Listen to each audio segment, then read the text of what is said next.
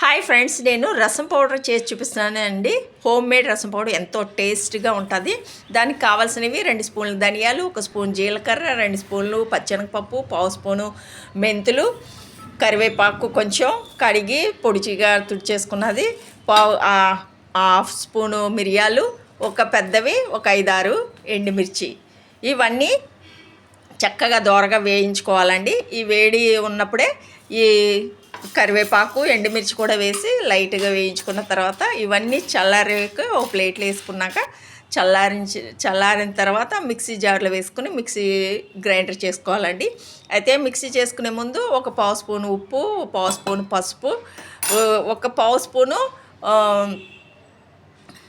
ఇంగువ వేసానండి. ఒక 10 వెల్లుల్లి పొట్టు తీసి డ్రై తడి లేకుండా ఫ్రై చేసుకుని డ్రైగా వేపుకున్నవి కూడా వేసి పౌడర్ చేసేసాను. చూడండి, 2 కప్పులు వాటర్లో చింతపండు తగినంత, మన టేస్ట్కి తగినంత చింతపండు రసాన్ని పెట్టి అది మరుగుతున్నప్పుడు ఒక స్పూను ఈ రసం పౌడర్ కలిపానండి. కొంచెం ఉప్పు, కొంచెం పసుపు, లైట్గా కారం మళ్ళీ వేసాను. అంటే అన్నిటికి సరిపడగాను. చారు మరిగిపోయిన తర్వాత చక్కని గుమ్మగుమ్మలాడి స్మెల్ వస్తుంది. తాలింపు కొరకు వెల్లుల్లి, జీలకర్ర, ఆవాలు, కరివేపాకు, ఎండుమిర్చి వేసి తాలింపు పెట్టేశానండి.